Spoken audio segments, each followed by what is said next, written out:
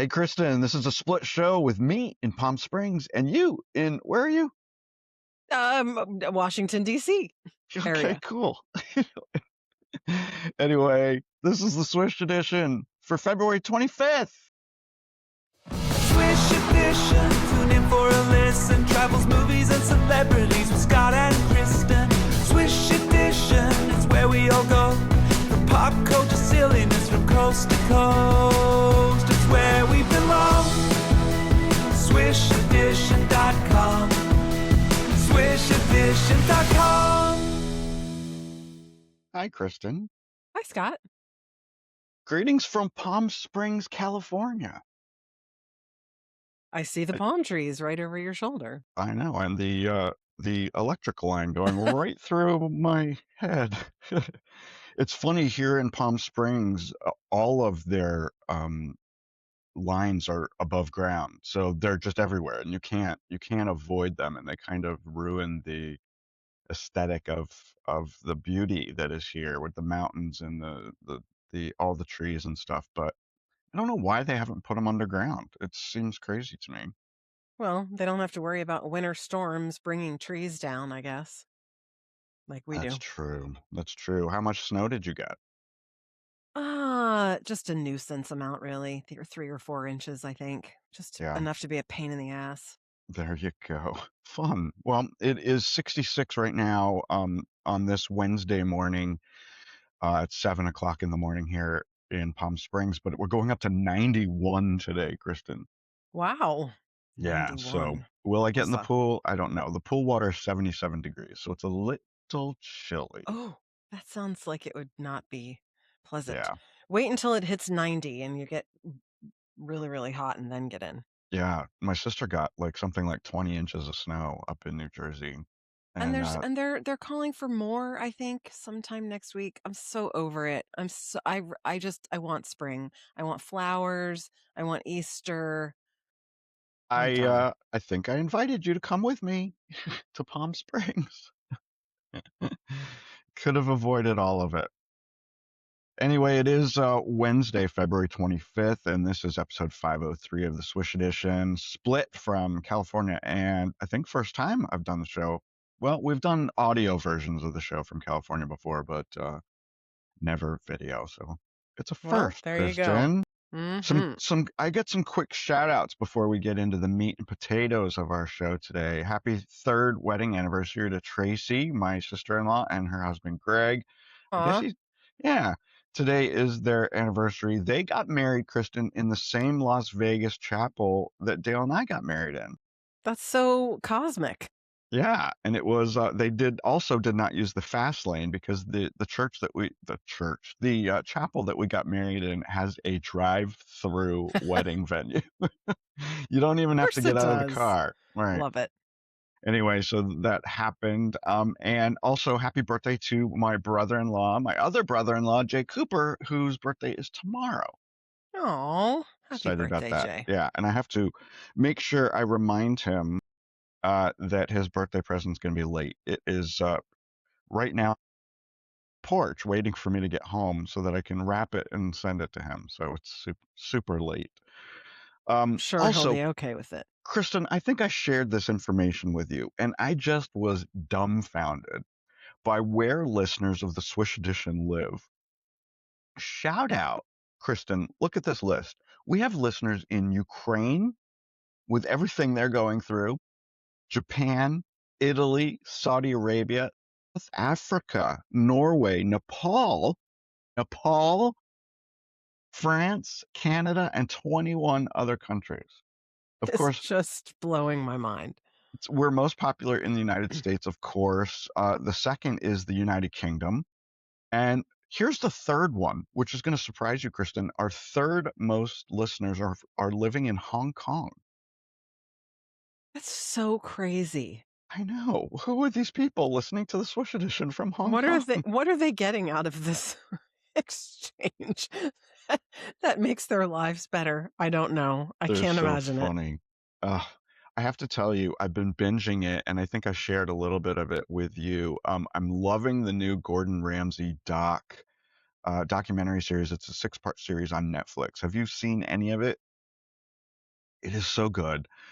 He's in the middle of this $20 million project in London that he's building with multiple restaurants and a cooking school. And I didn't know this, but he has 95 restaurants around the world. I believe it. Several of them are in Vegas, of course, that we've been to. And then I didn't know this, he has one in the Philippines. And Mm-hmm. during the documentary, he actually visited the restaurant in the Philippines, and it was really one of the standout episodes of the documentary. He really had a good time there, and the people loved him. He's like a That I would celebrity. watch. Yeah. I'm not a big Gordon Ramsay fan. I just don't like his shtick or his brand. But Okay. You he do does know have a restaurant at MGM Grand here in the DC that's right. area.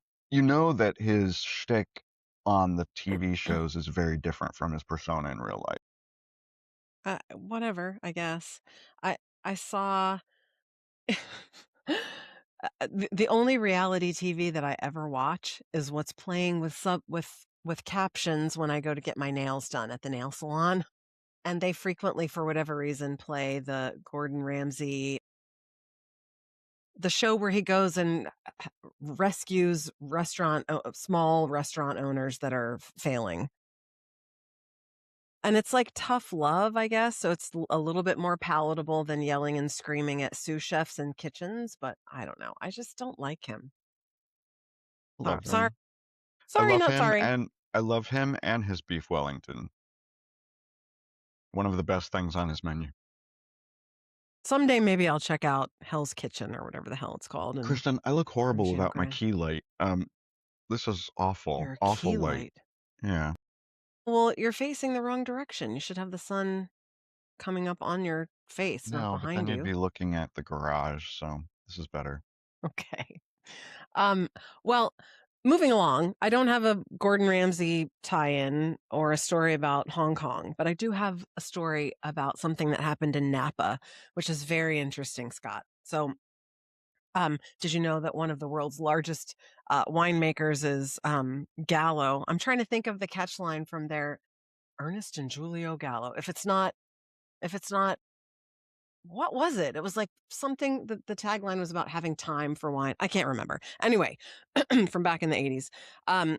Gallo filed a WARN notice, which if you don't know what a WARN notice is, I can tell you because I'm in HR. It stands for the Worker Adjustment Retraining Notification, which is a federally required regulation that any employer who has more than 100 employees has to give those employees 60 days notice by federal law if they're going to do a layoff. And so Gallo filed one because they're planning to permanently close their ranch winery in St. Helena. So according to the New York Post, the Modesto-based giant Gallo has been on a downsizing tear recently. Last year, they closed Courtside Cellars in San Luis Obispo County, which was a 300,000 square foot production facility, and they let 47 people go from that facility. So it's been widely reported, we've talked about it before on the show, that alcohol consumption is down in the U.S. Not at my house. With a great with a great number of 20 and 30 something people who are teetotalers and who are not drinking at all. And a recent Gallup poll says that only 54% of adults say that they are now drinking on a regular basis.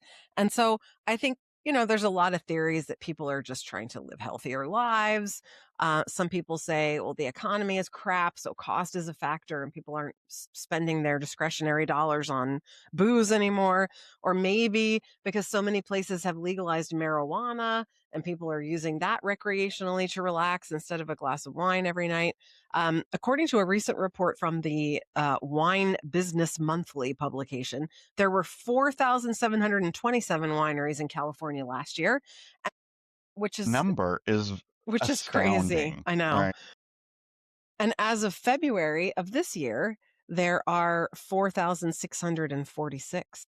So I don't know. It's on the decline. Wine in general.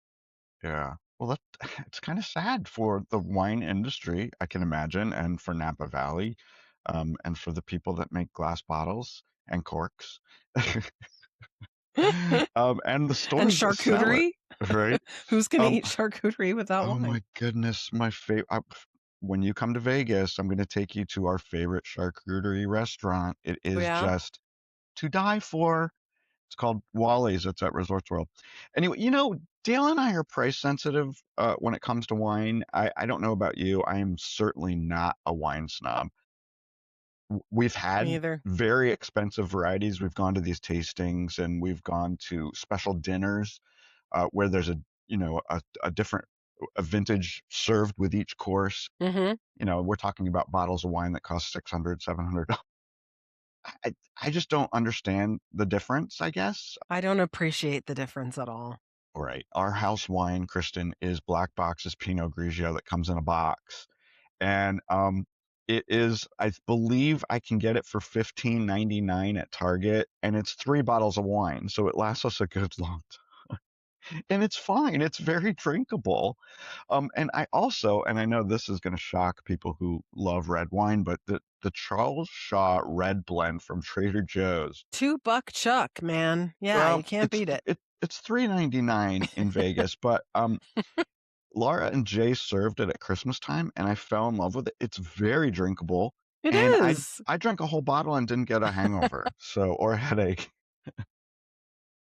Well, I am a complete basic white girl, and my favorite wine is Chardonnay. I do love red wine. I tend to drink red wine in the winter and white wine in the summer. I love Kendall Jackson Vintner's Reserve Chardonnay is my very favorite, and I can get it for $9 a bottle at the Costco. There you go. There you go. I'm not a Chardonnay fan. I love Pinot Gris, and I like Champagne, and I like Oh, a nice red blend. champagne gives me the worst headache. I drink it once a year for a sip on New Year's Eve, and that's it. That's it.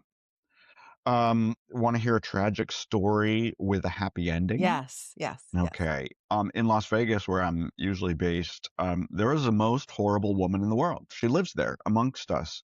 And I cannot understand what was going through her head when she went to Harry Reid International Airport, or Las Vegas Airport, and did the most despicable thing I think a human can do.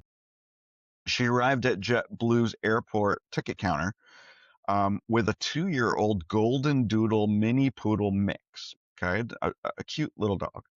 Police say she was trying to fly with the dog as a service animal, but hadn't done any of the online paperwork. She had no paperwork. She didn't do anything on JetBlue's website to say she was bringing a dog with her. She just assumed she was going to get on board with this dog. She was denied, of course, because she didn't have the paperwork, and she refused to pay JetBlue's $150 pet in the cabin fee, because most airliners nowadays allow you to bring a pet on the airplane. They have a certain number that they'll allow per flight for obvious reasons. You don't want to have a dog fight breaking out at 36,000 feet. But she wouldn't pay it. So what did she do? She tied the dog's leash to one of those baggage sizer things, that you have to put in to see if your bag is small enough to fit into the cabin. Left the dog there and proceeded through security to her gate. Just left the dog. Police caught up with her. Thank goodness employees saw what happened. Police caught up with her at the gate before she boarded the plane, and she resisted arrest. Of course she did. But she was arrested, and the dog was turned over to animal control, I guess. The Animal Protective Services took the custody of the dog, and they named him JetBlue. Oh. Because they didn't know what the dog's name was. She basically told the police that, the dog has, one of those chips, embedded chips. She'll find her way home. Oh my goodness. Oh my goodness. The dog was turned over to one of our Las Vegas adoption agency places. And Kristin, get this. After the story broke on the news, they got 2,400 applications for this dog from not just people in Las Vegas, people from all over the world. But guess who took the dog home and is now permanent owner of the dog? One of the arresting officers and his family. I love the ending to that and story. I just thought that was so great. And we have a picture here of what the dog looks like with his new policeman owner. Look at that face. Yeah. I'm not going to tell the rest of that story because it's not worth it. But No, it's not. apparently this has happened before. It will probably happen again. And it just reminds us all that people suck. People suck. Most people suck. People suck. No, It's there's just lots of great dog owners unimaginable. out there. But this woman, it is the entitlement and the cluelessness and it's just unimaginable, honestly. Crazy. What kind of person? I'm just happy that it has a really, really happy ending. Me too. Look at that face. Oh, goodness. Well, from dogs, Scott, to chocolate, or the lack thereof in this case. I saw this online earlier this week as well. So the best candy that's ever been made, my all-time favorite, and the one I would choose over and over again and twice on Sunday, Reese's peanut butter cups. You cannot beat them. However, last week or earlier this week, Brad Reese, who is the grandson of the people who invented Reese's peanut butter cups, accused Hershey of, quote, quietly replacing the ingredients in their peanut butter cups. So he claimed last week that the company has now replaced milk chocolate with compound coatings and replaced peanut butter with peanut butter style creme across a number of the Reese's products, which is a move that he says has eroded the brand and jeopardized consumer trust. And I would agree with him. So his grandfather, H.B. Reese, invented the Reese's peanut butter cup in 1928 in the basement of his home in Hershey, Pennsylvania. And eventually his 6 sons sold the company to Hershey in 1963. So Hershey was quoted as saying, "As we've grown and expanded the Reese's product line, we make product recipe adjustments that allow us to make new shapes, sizes, and innovations." Read that. We're trying to squeeze every freaking penny that we can out of how much it costs us to make these things, right? So the grandson, Brad, said that he recently threw out a bag of Reese's mini hearts, which were a new product that they released for Valentine's Day this year. The packaging notes that the heart-shaped candies are made from chocolate candy and peanut butter creme, not milk chocolate and peanut butter. Reese told the Associated Press in an interview it was not edible. "You have to understand," he said, "I used to eat a Reese's product every day, and this is very devastating for me." I'm with you, Brad. Sure. I mean, do not mess with that recipe. Like I said, it's the pinnacle of candy. Yeah. Like, what are you doing? Well, I do know that cocoa prices have really, really skyrocketed in the last couple decades. So people are cutting corners, and it's just it's gross. I would like to find. I think we should try to do a taste test. Let's try to find some of the newfangled ones, and I don't know if we could find sitting on a dusty shelf in a 7-Eleven somewhere an old one that hasn't been changed yet, and see if we can tell the difference. I think you would probably be able to tell the difference. And it was just like our conversation last week, Kristin, when I was talking about the poor Girl Scout cookies. They've changed. I know. They've changed. They have. And I've seen, we were talking about that last week. I've seen actually a lot online about it recently. And most people are saying it depends on the bakery that you get, like what is it called? Because they must have Little Brownie regional. Bakery and ABC Bakery. And it depends on, what region of the U.S. you're in as to which bakery you get. And I've seen a lot online saying the Little Brownie one is the only one that's any good. And I don't know. Yeah. Cool. Well, let's hope Hershey's will come to their senses. I tend to stick to dark chocolate products, and I think they're better. So. Well, you're wrong about that. But anyway, we'll try to find some materials to do a proper taste test, maybe. Cool. All right. Well, here's something new. We'll be back right after this. This, my friends, is the Swish Edition.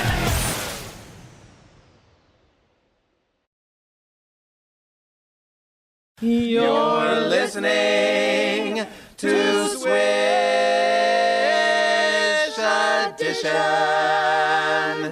Edition.com. All right, we're back. And Kristin, I'm not in Vegas this week, obviously, but I just recently rewatched, probably for the 10th or 12th time, Vegas Vacation, the fourth movie in the the Vacation series with Chevy Chase and Beverly D'Angelo. I was watching it. I was working in the kitchen and I had a big project that I was working on, and I'm like, I just need something on that I don't have to pay super attention to, you know. Mm-hmm. So I'll put on a movie that I've seen a million times. And about halfway through the movie, Dale came in and he started watching it too, and we were laughing at it, and we are like, oh, noting all the changes that have happened in Vegas since the movie was made in the, I guess, late '80s, maybe. Mm-hmm. And I turned to Dale and I said, you know what? I think I am Clark Griswold. There's so many similarities. Blissfully unaware, what is it? Blissfully unaware of the world around him, and Yeah. yeah, so many of those kind of things. Bad luck happening left and right, in a spectacular way. My goodness. Having crazy, crazy relatives drop out of nowhere to ruin your life. Teasing. Oh I also goodness. missed the Mirage. Most of the movie, of course, they stayed at the Mirage, famously in the movie, and I miss that it's gone now. But I'm excited about the Hard Rock taking its space, which opens in late 2027 next year. As predicted, when I wrote this outline for the show, Kristin, I wanted to say, as predicted, the Backstreet Boys and their amazing show at the Las Vegas Sphere announced that they're not done. As previously reported, they announced 6 more shows for July. But just this morning, when I woke up, the very first thing Dale Blades said to me was, they just added 6 more. So it's now a total of 12. Backstreet Boys will be back in July and early August with Good 12 for new them. shows. I'm going. I've already invited Laura and Jay to come. If they would like, Aw. I'll buy them tickets. And if you would like to come too, I'll buy you a ticket. Oh, thank Can you. I count on you for late July, early August? She won't. Hey, folks, she won't commit to anything. So I have a spreadsheet to figure out the weeks of the summer in terms of summer camp and what we're doing for our summer vacation. gotcha. So now I Well, can't commit to anything right this moment. as I've told you, it is one of the best concert experiences that I've ever been to in my life. That, Aerosmith, and Fleetwood Mac. Those are my top 3 that I've been to that I've just I would go see all of those people for sure. yeah. And there's nothing like seeing a concert at the Sphere. It is like nothing you've ever seen before. I can't imagine it. I don't have anything white though. I'd have to go shopping for something Uh, white to wear. You have plenty of time. Plenty of time. Well, so moving along from the Backstreet Boys, I have our word of the week. Or actually, I guess it's a term because it's 2 words, and I had never heard this one either. Quote, bear beating. Bear as in BARE, not the animal. Bear beating, which is the act of playing music, videos, podcasts, or other audio out loud in public without your headphones on, essentially treating a shared public space like it's your living room, otherwise known as just being a rude person. Son of a bitch. Yeah. Exactly. I mean, it's just so, I just cannot imagine thinking to myself, oh, I'm just going to have this conversation and other people are going to have to be subjected to it. It's the rudest thing ever. People do it all the time now. Even Stupid. on airplanes, people will be watching a video or TikTok or something on the airplane out loud. It fills me with rage. Rage. Yeah. Also, I would put on this list telephone calls. I find it so incredibly annoying when we're out and about in Vegas and someone is on a FaceTime video call with someone without using their earbuds or one of these wired old-fashioned things that I'm using today. It's so incredibly rude. I don't need to hear your conversation with your grandma. And, I even think that it's irritating when people are on FaceTime, even with earbuds in, like in the grocery store and someone's like talking to their sister or something while they're walking down the aisle. They're talking to you. Yeah.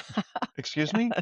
I'm not talking to you. I have done that on limited occasions, mostly when I was traveling for work and I was on the West Coast and I was trying to squeeze in a moment to say hello to Max before he went to bed or something like that, when I just could not avoid it. But like as a regular practice, it's so self-centered. It's so incredibly self-centered. Anyway. That in the same category. I'll put bear beating in the same category as people who wear flip-flops on the airplane or to a restaurant. You've Okay, got to maybe get over your flip-flop thing, honey. maybe it's okay for girls, but I do not want to see hairy toes while I'm eating my dinner. Why are you so obsessed with people's footwear? Why are I'm you looking at obsessed. someone else's feet under their table? You can't help but see that someone's wearing flip-flops in an Yes, you inappropriate can help place. it. You can help it. Just I'm look amazed away. I'm amazed at people that would wear them on a plane or to a casino or to a nice restaurant. I just don't get it. Put your feet in a sock and a shoe like a normal human being. I disagree. Anyway, moving on. Let's not argue about flip-flops anymore. In related news, Meta employees have some major balls. Major balls, Kristin. Facebook and Instagram co-founder Mark Zuckerberg is famously right now addressing social media's impact on mental health as part of a landmark trial that could cost the platform billions. You've probably read about that. The trial comes after a young woman identified in court documents only as Kaylee used Meta and YouTube and others, alleging that she sued them, Meta and YouTube, alleging that she became addicted to the platforms, causing mental health issues. I want to roll my eyes, but I will roll my eyes, but I understand because I am also addicted. I'm completely addicted to scrolling on Facebook and Instagram. I do it for hours a day. And I've really had to limit my use now. Like, I don't touch my phone after, like, when I make dinner, I try not to touch my phone again until the next morning. If someone texts me and it looks important, I'll pick it up again. But I can't spend the whole morning and the whole evening scrolling. It's so So I get it. scary. It's so scary. And there have been times when, Max is sitting next to me and he's asking me a question or wanting my attention, and I feel myself being irritated, and then he looks at me and he doesn't even say anything, but the look is like, seriously, mama, your phone is more important than me? Yes. It's terrible. I It's get terrible. it. I get it. But despite all of that, Zuckerberg did testify, Kristin, that he doesn't believe that they are purposely making their products addictive. I don't know about that. I don't know about that. They've done several internal studies that say they are Yeah. addictive. So Yeah. that's not the part. That's Yeah, not right, the big right. thing about the balls that I have. Here's the balls part. And I guess it's not a big surprise, but the judge threatened to hold in contempt anyone using smart glasses in court, where recording is not allowed, obviously, after members of Zuckerberg's team walked into the building wearing Meta's new Ray-Ban glasses. My gosh. What were they thinking? What were they thinking? My goodness. I was curious because I knew they existed, but I didn't know much about them. Did you know that they range anywhere from $299 to $800 plus?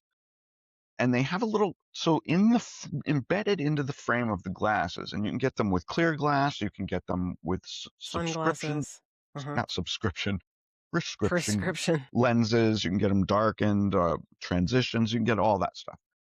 It has a camera and a microphone built into the frame. So you could be out and about, and I could see how it would be great if you were like on an excursion, and maybe hiking, or you were visiting the ancient treasures in a museum and you wanted to record all this stuff. I could see or how, if your job was to go scout locations for events or great. Yeah. I could see how they really could come in handy, and actually I would love to have a pair. I think it would be fun, especially on vacation, not everyday life. I mean, you got to be careful if you're But it looking. feels like it feels very much like an invasion of privacy from anyone else who you're looking at the whole time you're recording. Right, because they would have no idea that you were doing it. Like, right, at least if someone is holding up their phone and recording something, you can be like, "Okay, let Yeah, me get out of your shot," or whatever, yeah, but if someone's just walking around with glasses on and you have no idea that they're recording what you're doing. right. Now I could see how it would be very like if we wanted to record our bonus games on a casino game or something, I think that would be very helpful and easy because wouldn't need your hands to do it. But then when you go in the bathroom, you better make sure you turn it off before you go pull your dick out at the urinal. Oh, that I mean, yeah, that gives me the heebie-jeebies for sure. Yeah, I could see that there could be lawsuits about people just using it on an everyday basis in public spaces, and people are like, "I don't want to be recorded," you know? I mean, I guess there's a parallel to, like, dash cams where people nowadays have a dash cam recording everything in front of them and everything behind them just as a matter Yeah, of course to yeah. protect themselves. Um, I don't know, you could sort of go down a rabbit hole with that. Well, that's our whole world now, Kristen. Our whole world every day gets more complicated when it comes to stuff like that. Yeah. Yowza. Well, okay, so transitioning again abruptly from that, interesting point to a new food delivery brand service company that I think I mentioned to you, Scott, because we have one here in close to us in Reston, Virginia. It's called Wonder. And the thing about Wonder is that it's not it is seeking, I think, to compete against DoorDash and Grubhub, and they actually acquired Grubhub recently. But the twist is it's not just going and picking up food that's made in a restaurant's kitchen and bringing it to you. They basically bring together certain dishes from certain celebrity chefs or well-known chefs or well-known restaurants like Jose Andres, Bobby Flay, etc. And they perfect the recipe so that sous chefs, much lower paid people, can put together those particular signature dishes in a centralized kitchen. So they can Like a ghost kitchen. no, not like a ghost. Ghost kitchens are usually set up in another restaurant at an off period of time or a pop-up kitchen. This is a dedicated space. They're buying up real estate space to set these places up. So it's dedicated space that doesn't turn over, but they're making I don't know, a burger from Bobby Flay and ceviche from Jose Andres and lasagna from somebody else famous, right? All in the same kitchen with much lower paid people following the directions of that particular recipe, if that makes sense. Got it. It does. And from a consumer perspective, it means that you can, if you're a family of five, one kid says, I want Italian, and the other kid says, I want Asian, I want, Thai food. You can order everything that everyone wants from the same place with one delivery fee at the I same like time. Okay, I like that part. Yeah. Um, and they, as I think I mentioned, they have recently acquired Grubhub and Blue Apron to strengthen their logistics and their market reach. So it's kind of like a modern food court. They have raised 1.5 billion with a B dollars in capital, and they've grown from 10 to nearly 40 locations by early 2025. And they're planning to expand from the New York City, New Jersey area into Philadelphia, DC, and Boston. And as I said, there already is one here in suburban Virginia outside of DC where I am. I will say I have seen advertisements all over my social media feed about this. And almost every comment I've heard so far has been, it was okay. The food was okay. It wasn't great, but it was all right. I might try it again. I have not heard any glowing the food was fantastic, we would order again type of stuff. I was You hoping haven't tried it I yet. haven't. I was hoping I would have a chance to try it before, but I will, and then I'll come back and we'll update everyone. Well, that's pretty cool. I hope that they improve it, and I hope they bring it to Vegas, to the Vegas Valley, because there are certain restaurants that we just would love to get delivered on a regular basis that are a little too far from our house, so we can't get them. So I want them to open one really close to my house. And hope that those items are actually on the menu, because that's the thing. It's not like this kitchen is going to serve every single thing on Gordon Ramsay's menu and everything on, right? It's like they pick and choose the things that are easy to replicate in the signature dishes. But anyway, Exactly. I'm sure Got we'll it. talk about it again. Yeah. Excited. Well, I'm also excited, super excited about Scream 7. Already advanced tickets have outsold any opening of Scream 1 through 6. Really? So it's very possibly going to be the biggest Scream movie of all time. I remember, Kristin, I don't know if you were there, but I think when I saw the very first Scream, I saw it in a theater with Monica. Were you there too? Or you I don't remember? don't think I was in the movie theater, no. Okay, yeah. So Scream 7 opens this Friday. I have tickets for Monday because I'll be traveling on Friday back to Vegas. And I would never go to the movies on a Friday night anyway. So, and on Monday, Kristin, I guess I should say this because it's kind of fun. On Monday, I'm going to be celebrating the 29th. No, yes, I'm going to be celebrating my 29th birthday for the 27th time. You do the math. Yes, I love it. Happy birthday. Yeah. And now I feel like since we've come to the end of our short show that I should move and make myself look. Oh my goodness, look at that. Look at how much better I look now. What is wrong with me? I told you. But for the whole show, I look like crap, and now I look better. It's all about light. It's all about the lighting. light on your face, silly. Right. Well, look at those beautiful trees behind me. Look at that. And can you see the mountains? I can. Yeah. Palm Springs is gorgeous, y'all. You guys got to come check it out. So I guess that's it for this week. We're done. So our next episode will be March 4th. That's right. I can't believe it's March already. I can't either. Crazy. Thank goodness. Spring's coming. It's crazy. All right. I love you to death. And I love you too. I wish you were here. Me too. I'll see you soon. Okay. Okay, bye. Bye, guys. The Swish Edition is a production of Bethwick Media, LLC. Learn more about the show at swishedition.com. And don't forget to subscribe and leave a review on your favorite podcast app or site. But only if you like us.